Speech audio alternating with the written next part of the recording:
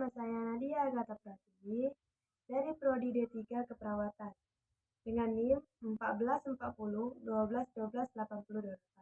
Baiklah, saya di sini untuk presentasi yang berjudul Peranan Bahasa Indonesia dalam Kehidupan Sehari-hari. Langsung saja, sebagai membahas peranan bahasa Indonesia ada baiknya mengetahui pengertian dari bahasa. Secara umum, bahasa didefinisikan sebagai lambang. Bahasa adalah alat komunikasi yang berupa sistem lambang bunyi yang dihasilkan atas ucapan manusia.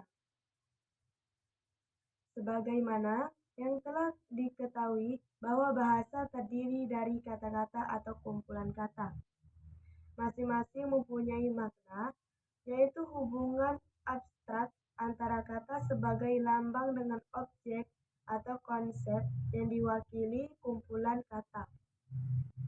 Fungsi utama bahasa adalah sebagai alat komunikasi atau saran untuk menyampaikan informasi. Tetapi pada dasarnya, bahasa lebih dari sekedar alat menyampaikan informasi atau mengutarakan pikiran dan perasaan. Pada dasarnya, seluruh kegiatan manusia akan sangat berkaitan erat dengan bahasa. Bahasa tidak hanya dapat digunakan dalam bentuk lisan, tapi juga digunakan dalam bentuk tulisan. Ilmu filsafat juga tidak lepas dari penggunaan bahasa. Banyak filsafat yang justru mengawali pemikirannya dari problem bahasa. Tentunya bahasa di sini bukan berarti sekedar mempelajari tata gramatikal. Bahasa terpengaruh hanya dari penggunaan kata-kata atau pikiran. Peran bahasa sebagai bahasa negara, yang artinya bahasa Indonesia sebagai bahasa pengantar dalam acara-acara formal seperti sidang MPR, sekolah, kuliah, pekerjaan, dan yang lainnya. Fungsi bahasa sebagai bahasa lainnya adalah bahasa Indonesia sebagai alat penggunaan tingkat nasional dan sebagai alat pemegangan ilmu pengetahuan dan teknologi. Peran bahasa Indonesia adalah sebagai bahasa nasional, yaitu sebagai lambang kebanggaan bangsa. Rakyat Indonesia patut bangga terhadap bahasa Indonesia, karena tidak semua negara di dunia ini yang memiliki bahasa Indonesia. Fungsi lainnya adalah bahasa Indonesia sebagai identitas bangsa dan sebagai alat persatu dan penghubungan antara daerah. Hal tersebut dikarenakan dengan Indonesia terdiri dari berbagai jenis, rasa, agama, suku bangsa, dan bangsa yang berbeda di setiap daerah di Indonesia. Dengan bahasa Indonesia, maka setiap warga dari seluruh daerah di Indonesia dapat berkomunikasi dengan baik.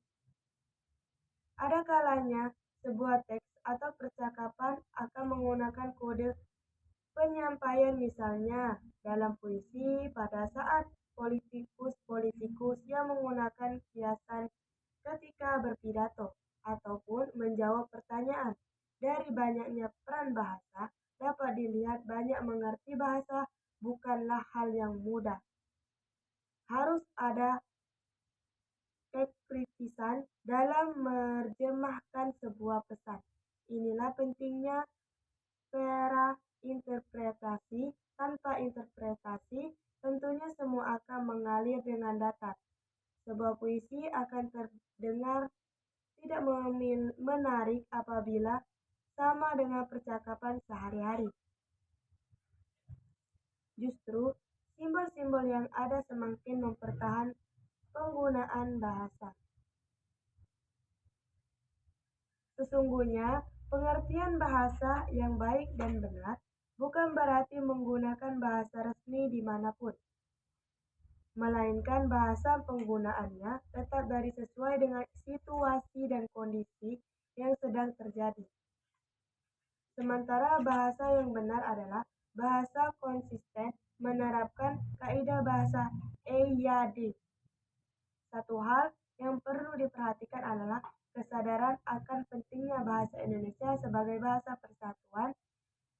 memudahkan komunikasi antara sesama, tidak perlu canggung untuk menggunakan bahasa Indonesia sehari-hari untuk tentu saja harus menjaga kearifan bahasa lokal. Di dalam kedudukannya sebagai bahasa negara, bahasa Indonesia berfungsi sebagai alat pengembangan kebudayaan nasional, ilmu pengetahuan, dan teknologi. Di dalam hubungan ini, bahasa Indonesia adalah satu-satunya alat yang memungkinkan untuk membina dan mengembangkan kebudayaan nasional, sedangkan rupa sehingga Indonesia memiliki ciri-ciri dan identitasnya sendiri yang dapat memandangnya dan kebudayaan dari atau negara lain. Pada waktu yang sama, bahasa Indonesia kita pergunakan sebagai alat untuk menyatakan nilai-nilai sosial budaya dan nasional kita. Di samping itu, sekarang ini fungsi bahasa Indonesia telah pula bertambah besar. Bahasa Indonesia berfungsi maupun audisi visual harus memakai bahasa Indonesia. Media massa menjadi tumpaan untuk dapat menyebarluarkan bahasa Indonesia secara baik dan benar. Bahasa memiliki peranan dan fungsi bahasa tertentu yang digunakan berdasarkan kebutuhan seseorang, yaitu sebagai alat untuk mengekspresikan diri, sebagai alat situasi tertentu, dan sebagai alat melakukan kontrol sosial. Selanjutnya, dialog dan monolog. Pada kegiatan bermain drama dalam bentuk diskusi kelompok, penulisan artikel dan makalah, dan juga dalam bentuk penulisan sastra seperti cerita pendek dan puisi. Dengan partikel-partikel berbahasa Indonesia dapat mengembangkan kreatif berbahasa Indonesia mereka dan juga yang memisahkan mereka berbahasa Indonesia secara baik dan benar. Dapat kita simpulkan banyaknya kalangan remaja menggunakan bahasa gaul adakah akibat dari perkembangan zaman yang kita mengalami kemajuan baik dari dunia pendidikan sampai teknologi.